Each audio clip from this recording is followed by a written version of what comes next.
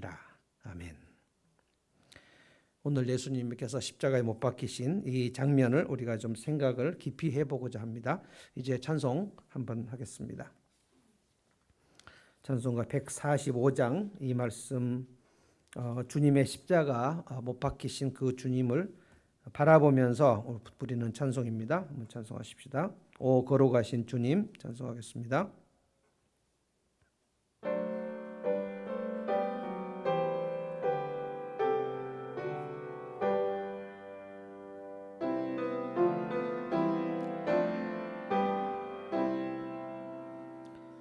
오 거룩하신 주님 그 상하신 머리 조롱과 욕에 쌓여 가시관 쓰셨네. 아침에 처럼 밝던 주님의 얼굴이 고통과 지옥으로 창백해지셨네. 주 당하신 그 고난 죄인 위함이라. 내 지은 죄로 인해 주 형벌 받았네. 내 주여 비옵나니 이 약한 죄인을 은혜와 사랑으로 늘 지켜주소서. 나 무슨 말로 주께 다 감사드리랴. 끝없는 주의 사랑 한없이 고마워. 보잘것없는 나를 주의 것 삼으사 주님만 사랑하며 나 살게 하소서.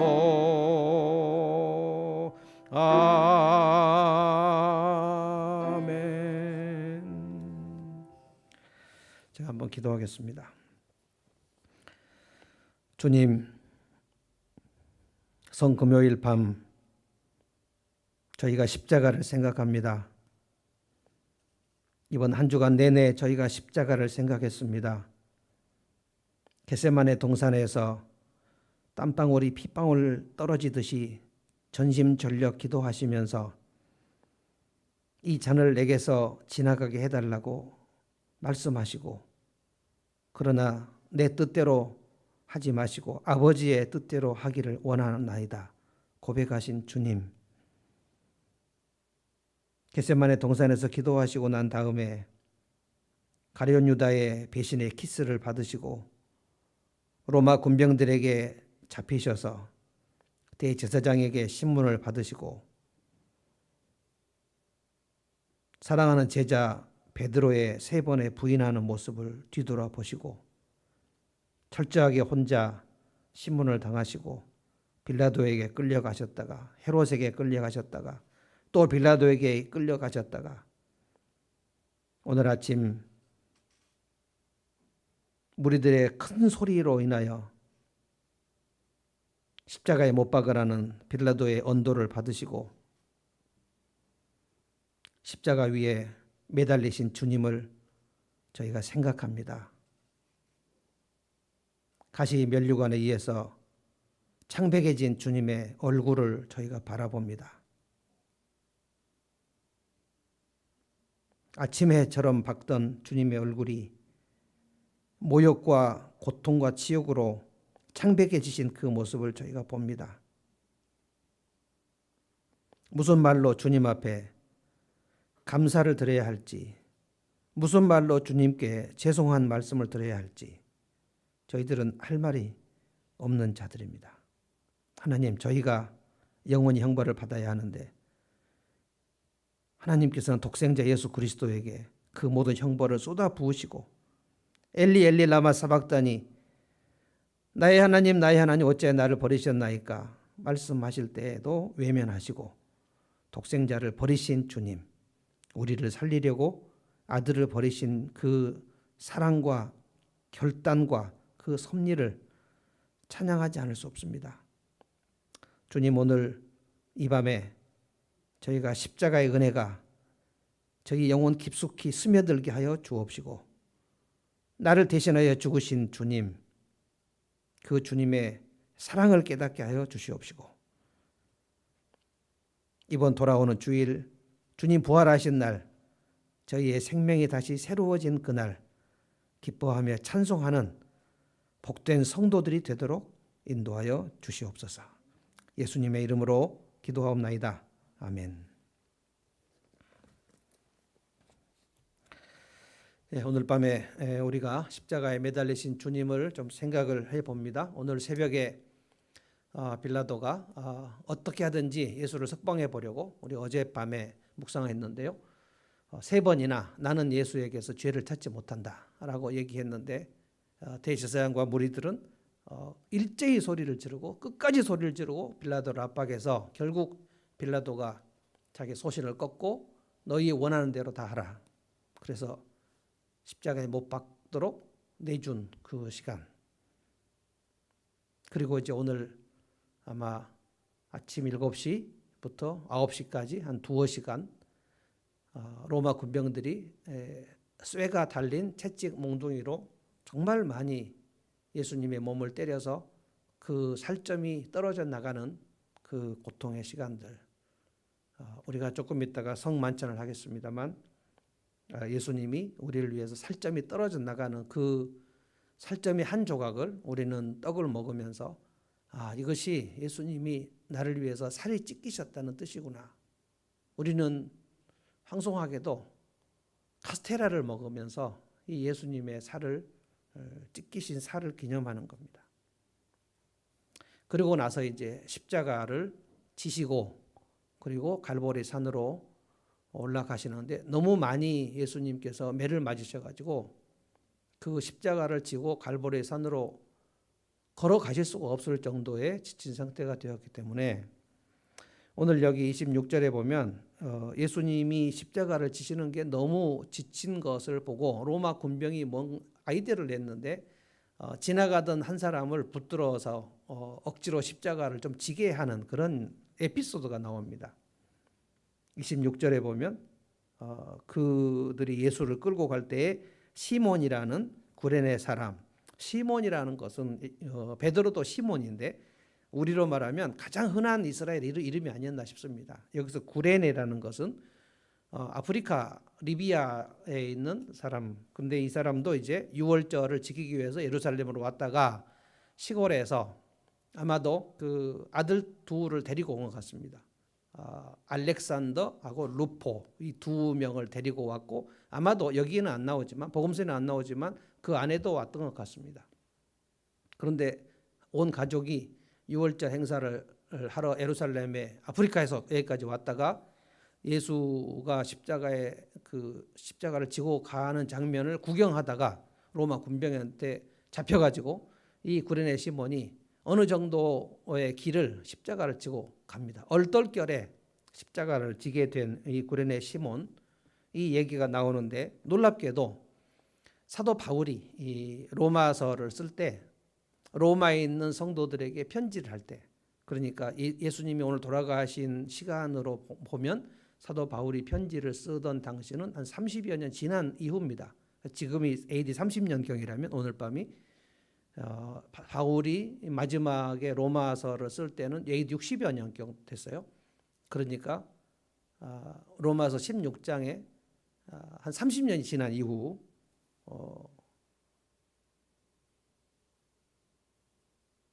사도 바울이 로마 교인들에게 문안하는 말이 쭉 16장에 나오면서 근데 루포의 어머니 얘기를 합니다. 그러니까 루포의 어머니라는 것은 이 구레네 시몬의 부인입니다.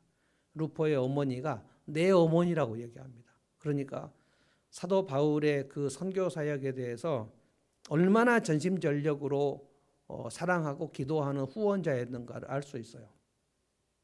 참 에피소드가 묘하게 연결이 됩니다. 억지로 십자가를 졌던 구레네 시몬, 그리고 그 아들 루포, 그리고 시몬의 아내, 이들이 초대교회 로마 교회에 엄청난 그 든든한 후원자가 됐다는 것, 이런 것들을 생각해 볼 수 있어요. 그러니까 주님이 하시는 일에는 어떤 것도 우연한 일은 없다. 하나님께서 그 시간에 왜 구레네 시몬이 이렇게 억지로 십자가를 졌는지 이유를 알 수 없었지만 억지로 진 십자가에도 큰 은혜가 있었다는 것을 우리는 알 수 있습니다.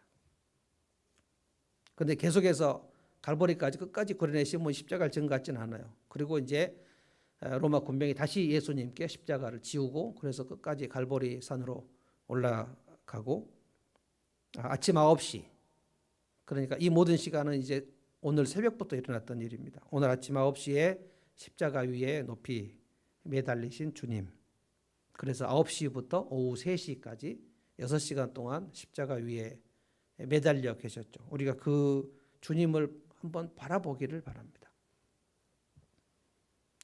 양옆에도 강도 2명이 십자가에 매달렸고 많은 사람들이 거기에 지금 보고 있었습니다. 근데 이 때가 우리는 지금 그렇게 더운 때가 아니지만 이스라엘은 이 때가 굉장히 날씨가 더운 때여서 십자가 위에 양팔을 벌리고 못이 박힌 채로 매달려 있으면 피도 흘리고 물 수분도 다 빠지기 때문에 이 솔개나 독수리나 매나 이런 맹금류의 새들이 그 피냄새를 맡고 십자가에 매달린 사람의 몸뚱아리를 와서 쪼아댑니다. 그런데 눈도 쪼아댈 수가 있고요, 얼굴도 쪼아대고요, 입도 쪼아대고요, 온몸에 피통성이기 때문에 피냄새를 맡은 이 조류들, 맹금류들이 마구 옵니다. 마치 그 여름에 밖에 불이 켜져 있으면 그 모기 떼들 하루살이들이 확 몰려드는 것처럼 그렇게 몰려들어서 아무데나 쪼아 먹기 때문에 6시간 동안 이 땡볕에 십자가에 매달려 있는다는 것은 그것만으로도 엄청난 고통이 할 수 없어요. 아침 9시부터 오후 3시까지 예수님께서 십자가 위에 매달려 계시면서 7마디의 말씀을 하셨습니다. 그것을 우리는 한자어로 가상칠언 이렇게 얘기합니다. 7마디 말씀하셨어요. 맨 먼저 하신 말씀이 그 예수님이 밑에 로마 군병들을 보면서 불쌍한 생각이 들어요. 그래서 아버지 하나님께 기도를 합니다. 이것이 오늘 34절입니다. 맨 처음 하신 말씀. 예수께서 이르시되 아버지 저들을 사하여 주옵소서. 저들이 자기들이 하는 것을 알지 못합니다. 예수님을 조롱하고 희롱하고 때리고 침뱉은 그 로마 군병들을 위해서 중보기도를 하고 계세요. 이때까지는 좀 아직까지 정신이 좀 있는 상태입니다. 그런데 예수님 십자가 양쪽에 매달린 강도들이 또 소리를 지릅니다. 그들은 무슨 소리를 질렀는가? 한쪽 강도가 예수님을 비웃으면서 얘기했습니다. 네가 그리스도면 너도 구원하고 우리도 구원해라. 막 소리를 지릅니다. 저는 이 두 강도가 예수님 대신에 석방된 바라바의 동료 강도들이라고 생각합니다. 이들은 그 도둑 강도들이 아닙니다. 로마의 제국에 반역한 그러니까 대한민국으로 말하면 그 독립투사들인데 로마 제국으로 말하면 아주 몹쓸 강도들이죠. 그러니까 우리나라로 말하면 안중근 같은 사람들, 윤봉길 같은 사람들입니다. 그런데 로마 제국에서 볼 때, 일본 제국주의가 볼 때 안중근 같은 사람은 엄청나게 나쁜 사람이기 때문에 사형을 시켰죠.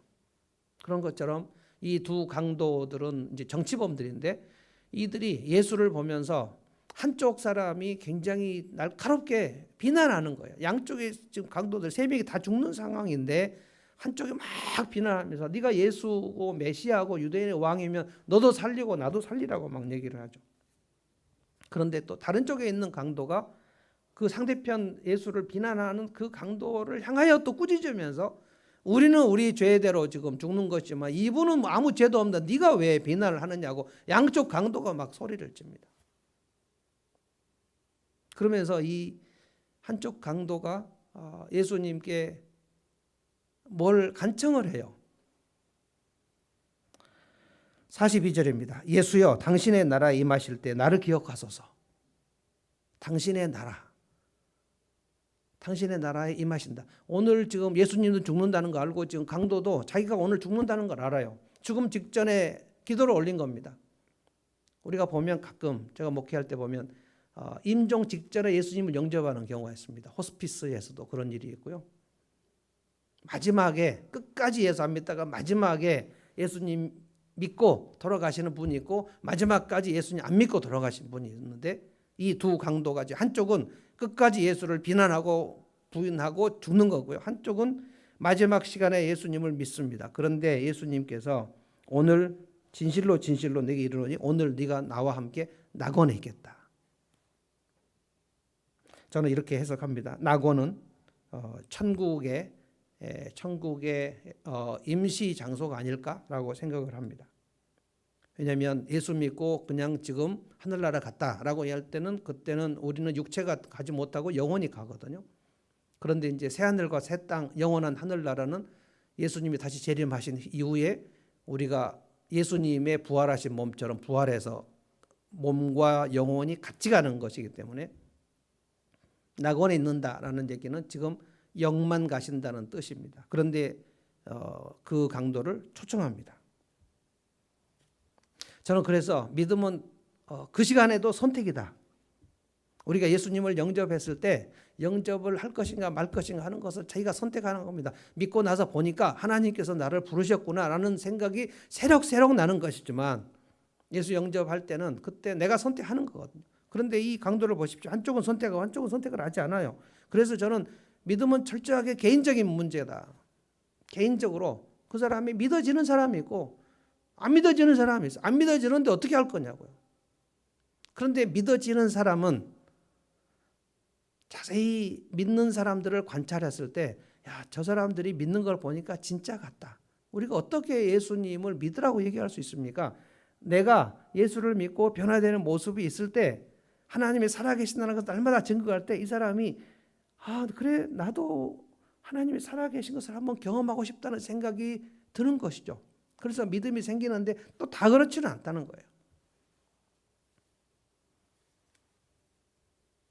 그 강도가 그 시간에 구원받습니다.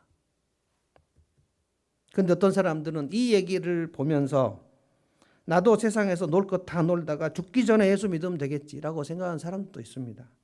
그런 본문을 그런 생각을 지지해 주는 본문이 아닙니다. 세 번째로 예수님께서의 말씀이 오늘 여기 동영상도 나왔습니다만 그 좀 나이가 든 분이 어머니입니다. 어머니 마리아, 그리고 성경에 보면 예수님의 이모도 거기 계셨다 그랬어요. 막달라 마리아도 있었고 여자들이 거기에 많이 있었는데 지금 운명 직전에 운명 한 2-3시간 전에 예수님이 그 피투성이가 된 채 이렇게 보니까 마리아 어머니가 계시는 거예요. 굉장히 많이 그 슬픈 얼굴로 있고 그 옆에 보니까 자기 사랑하는 제자 요한이 거기 있었어요. 그래서 제자 요한에게 어머니를 부탁하는 장면이 성경에 나옵니다. 성경에 보면 여자여 보소서 아들입니다 라고 얘기하고 요한에게 너의 어머니다 라고 얘기해요. 그래서 사도 요한이 예수님의 어머니 마리아를 죽을 때까지 모십니다. 굉장히 애틋한 그런 본문이 나옵니다. 이것이 예수님께서 그 십자가에 달려서 3시간 동안 9시부터 12시까지 매달려서 하신 3마디 말씀, 그렇게 3시간 동안 예수님이 매달려 계셨습니다. 로마 군병들 중보기도 하시고요. 그 다음에 강도 한 명 구원하시고요. 그다음에 어머니를 요한에게 부탁하시고요. 목숨이 떨어지기 직전의 상태에 한 명 구원하고 다른 사람을 중보기도 하고 그리고 자기 어머니를 부탁하고 이런 일들을 지금 예수님 하셨습니다. 그리고 나서 이제 44절에 보면 정오가 됐습니다. 44절 제가 읽어볼게요. 때가 제6시쯤 되니, 6시라는 것은 이스라엘 시간하고 우리하고 6시간 차이가 납니다. 그러니까 정오라는 뜻입니다. 9시부터 12시까지 예수님이 3마디 하시고 이 12시부터 오후 3시까지 운명하실 때까지 4마디를 하십니다. 그런데 6시쯤 되어 해가 빛을 잃고 온 땅에 어둠이 임했다. 제9시까지 계속 어둠이 계속됐다. 어둠 속에서 예수님께서 십자가에 매달려서 큰 소리를 지르신 것이 우리가 그 시편 22편 1절 엘리 엘리 라마 사박다니 나의 하나님 나의 하나님 이것을 큰 소리를 지르셨다고 그랬어요. 마지막 소리를 지르셨습니다. 그리고는 그 다음부터는 소리를 지르지 못했어요. 계속 이제 목숨이 떨어지는 시간이기 때문에 마지막으로 큰 소리를 지른 게 엘리 이건 나의 하나님 엘리. 그래서 사람들이 막 비웃고 조롱했습니다. 저 예수가 엘리야를 지금 부르는구나 라고 조롱을 했습니다만 엘리야를 부르는 게 아니었어요. 나의 하나님 나의 하나님. 이게 시편 22편 1절 다윗이 그 고통스러운 시간에 하나님께 하나님 나의 하나님 어찌하여 나를 버리셨습니까? 다윗도 막 버림받은 그런 경험을 했었거든요. 예수님도 제자들에게 버림받는 경험을 했죠. 그래서 우리 인생에서 가장 큰 그 고통이 버림받는 건데 다윗은 그 버림을 받았습니다. 시편 22편을 읽어보면 예수님의 십자가의 그 고통, 저들이 나를 에워쌌고 개들이 내 수족을 찔렀다. 그리고 내 옷을 나누어 가지고 놀았다는 얘기 시편 20편에 다윗이 다 합니다. 다윗은 선지자예요. 메시아가 십자가에서 당하실 그 일들을 다윗은 그것을 다 자기의 고통 속에서 미리 다 얘기했어요. 나의 하나님 어찌하여 나를 버리시나이까. 이게 4번째 말씀. 여러분 지금 이 시간이 무슨 시간인가? 하나님께서 예수님을 버리시는 시간입니다. 하나님과 예수님과 성령님은 삼위일체. 삼위일체라는 것은 영원히 친밀한 하나됨이 영원토록 한 번도 분열과 충돌이 없는 완전한 공동체를 말합니다. 이분들이 한 번도 분리된 적도 없고 단절된 적도 없어요. 그것이 교회를 향하여 하나님이 원하시는 거고요. 완전한 하나됨을 이루라. 그리고 부부를 위하여 주님이 말씀하신 너희가 한 몸을 이루라. 둘이 한 몸을 이루라. 그리고 두세 사람 내 이름으로 하나가 되라. 그래서 교회와 가정에게 주님이 주신 그 명령이 뭐냐면 우리 삼위일체 하나됨처럼 하나됨을 이루라. 한 번도 충돌 아니었어요. 생각과 결정과 감정이 각각 독립적이신 그 삼위께서 한 번도 충돌하신 적이 없는데 우리를 위해서 하나님 예수님을 지금 버리신다고요. 내버려요. 이것이 겟세마네 동산에서 예수님이 그 막 핏방울같이 땀이 떨어질 때 예수님이 3시간 동안 기도하신 내용입니다. 아버지여 이 잔을 내게서 가능하면 지나가게 해주십시오. 그것은 뭐냐면 죽음이 두렵다는 얘기가 아닙니다. 하나님으로부터 버림받는 그 일이 그 관계가 깨지고 싶지 않아서 그런 거예요. 그런데 기도를 바꾸죠 예수님께서. 그런데 내 원하는 대로 하지 마시고 아버지의 원하는 대로 되기를 원합니다. 그러니까 버림받겠다는 거예요. 우리가 누구를 위해서 버림을 받을 수가 있습니까? 아버지의 뜻이 아들을 버리시는 거였어요. 버려요. 아버지가 아들을 버립니다. 버림받아요. 왜 그러셨나? 하나님이 세상을 이처럼 사랑하사 독생자를 주셨으니 독생자를 버리셨다는 거예요. 세상에 독생자를 버리셨다는 거예요. 이는 저를 믿는 자마다 멸망하지 않고 영생을 얻게 하려. 우리에게 생명을 얻게. 왜냐하면 누군가가 죗값을 치러야 되는데 내 죗값을 독생자 예수께 그냥 치르게 하셨다는 거예요. 이게 십자가입니다. 십자가 형벌입니다. 형벌. 내가 받을 죄값을 예수님 대신 받는 것이죠. 이제 오후 3시에 예수님께서 운명하실 때가 가까웠는데 그 엘리 엘리 라마 사박다니 말씀을 하실 때 그때 45절에 성소의 휘장, 이것은 예루살렘 성전 지성소와 성소를 가르는 그 휘장, 지성소는 대제사장이 1년에 한 번씩만 들어가서 대속죄일에 백성들의 죄를 위해서 제사 드리는 곳. 그래서 성소와 지성소 사이에는 아무나 들어갈 수 없습니다. 일반 제사장은 지성소에 들어가면 바로 죽습니다. 지성소가 있고요. 가장 거룩한 곳 지성소입니다. 성소가 있고요. 그 다음에 성전 문 있고 뜰이 있고 성전 안이 있고 바깥도 있습니다. 이 모든 것들이 대제사장만 들어가실 수 있는 지성소, 그 휘장이 찢어져 버렸다는 거예요. 무슨 뜻입니까? 예수님의 대제사장의 사역. 예수님은 대제사장이시면서 자신을 제물로 어린 양의 이 몸과 피를 흘려서 하나님 앞에 제사를 직접 드리셔서 이제는 그 인간 대제사장이 그 하나님의 지성소로 들어가실 필요가 없다는 것. 이제 다 모든 제사가 끝나버렸어요. 예수님의 십자가는 제사입니다. 그래서 히브리서에 보면 대제사장이 온전한 제사, 영원한 제사를 단번에 드리셨다. 그래서 예수님의 십자가 이후에는 성전은 없습니다. 성전은 제사 드리는 곳이에요.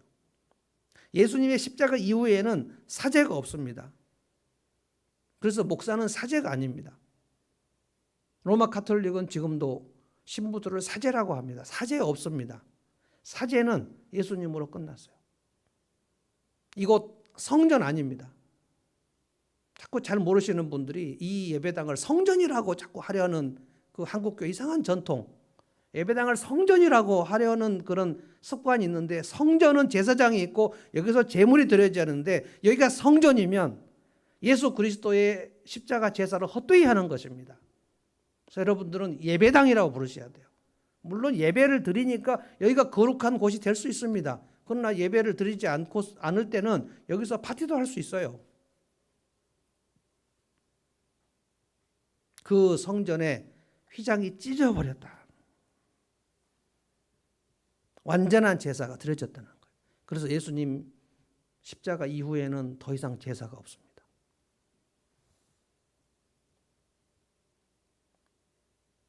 아침 9시부터 오후 3시까지 예수님께서 얼마나 많이 피가 흐르는지 온 몸에 탈진이 되고 수분이 다 빠져나가요.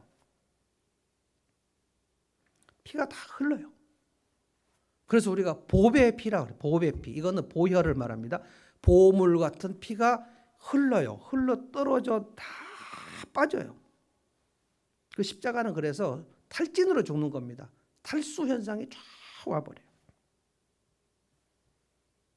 그 피를 오늘 우리가 포도주를 조금 참 평생 우리 처음 해보는 성찬 택배를 해갖고 여러분이 지금 가지고 계시는 이 포도주를 상징, 그것은 주님의 피, 나를 위해서 십자가 쓰러진 피, 나를 위해서 살점이 떨어지신 주님의 살, 그리고 피, 이것을 우리가 먹고 마시자는 것입니다.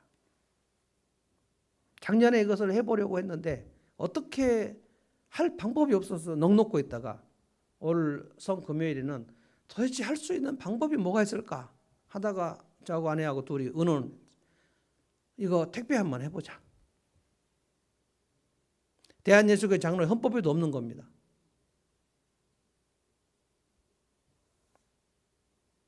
그래도 이 성금요일에 주님의 살을 먹고 주님의 피를 마시는 그 일을 저는 성도님들과 한번 해보고 싶었어요. 십자가를 한번 맛보고 싶었어요.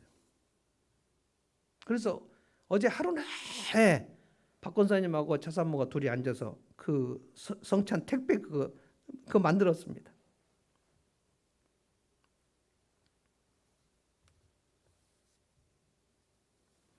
오후 3시가 되니까 이제 운명이 바로 코앞에 다가왔는데 예수님께서 아주 힘없이 딱 한마디 하셨어요. 뭐라고 하셨냐? 내가 목마르다. 얼마나 목이 마르셨을까? 우리를 위해서 피를 다 쏟으셨기 때문에 탈수 현상이 왔는데 예수님께서 그 7마디 중에서 5번째 마디가 내가 목마르다.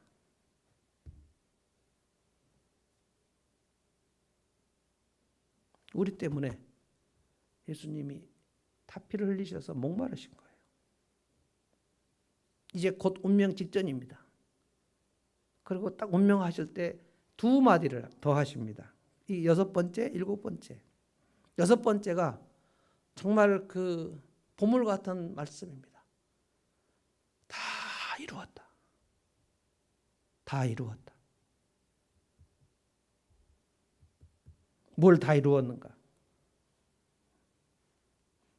모든 값을 다 치렀다. 값을 치렀다 이런 뜻입니다.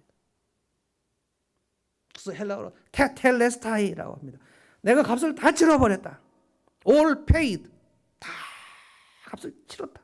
무슨 값을 치른 건가요? 우리의 죄값을 치렀다는 거예요. 예수님이 형벌을 받으셨으니까. 형벌을 이제 막 임종하시기 직전에 하신 말씀이 다 이루었다. 죄값을 치르셨다. 그래서 예수 영접 모임할 때마다 제가 예수님을 영접하실 분에게 얘기합니다. 이 대속을 제가 가장 열심히 설명합니다. 생명의 삶에서도 대속을 설명합니다. 속이 뭔지를 모르는 성도들이 너무 많습니다. 구속했다, 속량했다, 대속했다. 속은 값을 치르는 거예요. 값을 치르는. 그러니까 둘 중에 한 사람이 값을 치릅니다. 내가 내 죄값을 치르든지 예수님이 내 죄값을 치르든지. 예수를 믿는 것은 예수님이 내 죄값을 치르신 것을 믿는 것입니다. 예수를 믿지 않는 것은 내가 내 죄값을 치르겠다는 뜻입니다. 모르겠지만 그들은 모르고 얘기하는 거지만 내가 내 죄값을 치르는 것이 나는 마땅하다고 생각합니다. 그게 지옥입니다. 하나님을 영원히 떠난 인간들이 자기 죄값을 치르는 것이 지옥이에요. 예수님을 영접하지 않고 오늘 죽으면 그는 지옥입니다. 영원한 형벌입니다. 그것을 멸망하지 않기 위해서 예수님이 하늘에서 이 땅에 내려오신 겁니다. 그것이 성탄절이고요. 사람의 몸으로 오신 게 성육신이고요.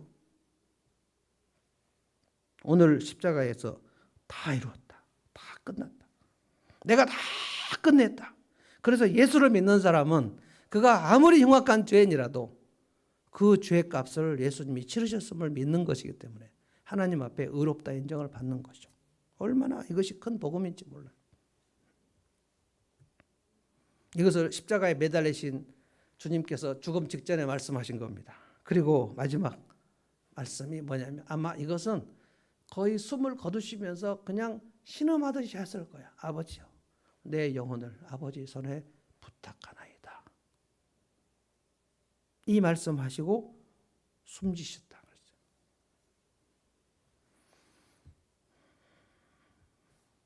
그리고 이 밤에 오후 3시에 숨지셨기 때문에 오늘 지금 이 시간 이 밤은 예수님이 이미 장사 지낸 시간입니다.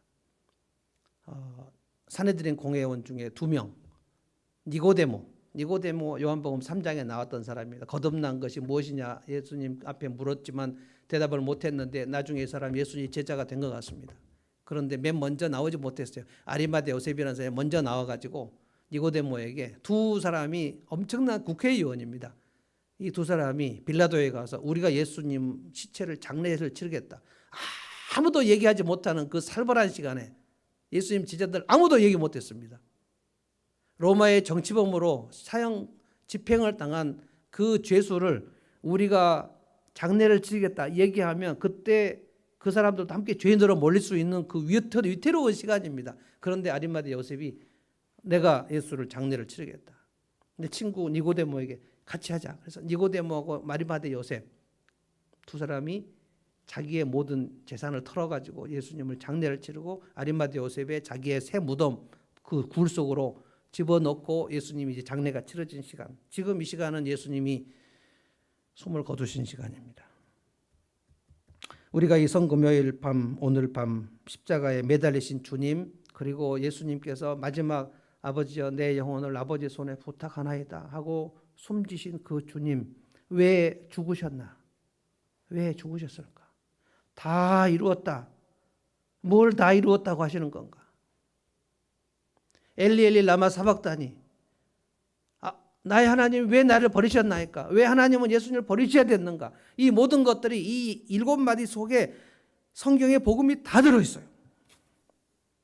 내 죄값을 치르기 위해서 하늘 영광을 버리고 이 땅에 내려오셔서 마리아의 몸에서 태어나셔가지고 30년 동안 나사렛에서 목수로 사시고, 그리고 3년 동안 하나님 나라를 전하시고, 그리고 이 밤에 이제 목숨을 이루신 것이죠. 그래서 우리가 이 찬송 아까 불렀습니다. 예수님, 그 하늘 해같이 빛나던 그 예수님의 얼굴이 지금 창백해지셨다. 내가 무슨 말로 예수님께 말할 수 있습니까? 우리는 그냥 감사할 뿐이고 그냥 죄송할 뿐이에요. 이것이 은혜의 십자가, 이것이 대속의 십자가입니다. 그래서 일주일 내내 우리가 생각한 게 십자가를 생각하자는 거예요. 그리고 이제 부활을 기다리자는 거예요. 이 시간 찬송 한장 하겠습니다. 144장 성찬 예식 하십시다.